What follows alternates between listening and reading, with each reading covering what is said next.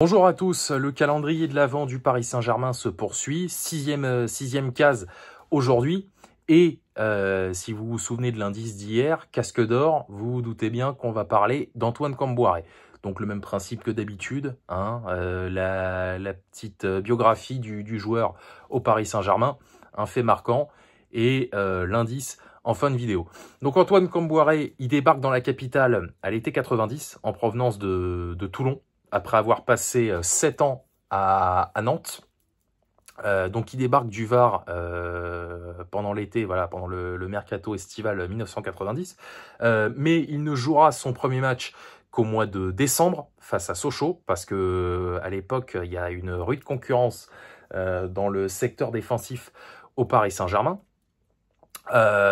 Et le paradoxe avec Antoine Kombouaré, c'est qu'il n'a pas marqué beaucoup de buts, hein, 8 buts en 137 matchs. Alors vous me direz, pour un défenseur, c'est pas étonnant.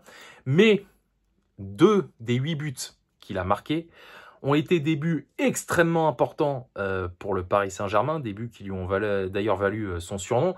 Le premier, c'est contre Anderlecht en 8e de finale retour de la Coupe UEFA 1992-1993. Et le deuxième, c'est bien évidemment ce nouveau coup de tête face au Real Madrid, quelques temps plus tard, en quart de finale, qui permettait au PSG de se qualifier et de réaliser le plus grand exploit de son histoire. Ça, c'est le genre de match, petite confidence, où je donnerais très cher pour le vivre en direct, parce que bah, évidemment en 1993 j'étais pas là, mais voilà, donc Kombouaré qui marque ce but, le 4e, au bout vraiment du temps additionnel, sur un coup franc de Valdo.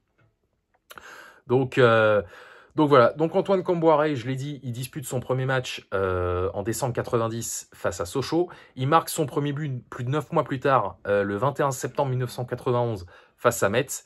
Et il va disputer son dernier match plus de 4 ans plus tard, enfin un peu moins de 4 ans plus tard, face au Havre, le 31 mai 1995, quelques mois après avoir été capitaine lors de la qualification du PSG en demi-finale de la Ligue des Champions 94-95 face au Barça. Barça entraîné par un certain Johan Cruyff à l'époque. Alors, c'était une Dream Team, comment dire, déjà sur le déclin à l'époque, hein, parce que 9 mois avant, il prenait 4 buts en finale face à l'AC Milan à Athènes. Mais voilà, c'est toujours quelque chose d'éliminer la Dream Team barcelonaise en Ligue des Champions, hein, victoire 2-1 avec un but de Vincent Guérin. Et voilà, donc Antoine Kombouaré, il va clore son aventure, comme je l'ai dit, face au Havre à la fin mai 95, avant de s'envoler pour la Suisse, à Sion. Et il reviendra quelques années plus tard, hein, plus de 15 ans plus tard, pour entraîner le Paris Saint-Germain, enfin moins de 15 ans plus tard, parce qu'il était là en 2010, notamment en finale de la Coupe de France face à Monaco. Mais, je l'ai déjà dit, on ne parle pas de son passage en tant qu'entraîneur, même si, bon, faut dire les choses comme elles sont, bah, la direction l'a traité comme une merde. Voilà, en le virant le jour de l'an en plus. Voilà, vous pouvez vérifier, j'invente rien, hein. Joyeux Noël, bonne année, bonne fête Antoine, merci pour tout, c'était cool.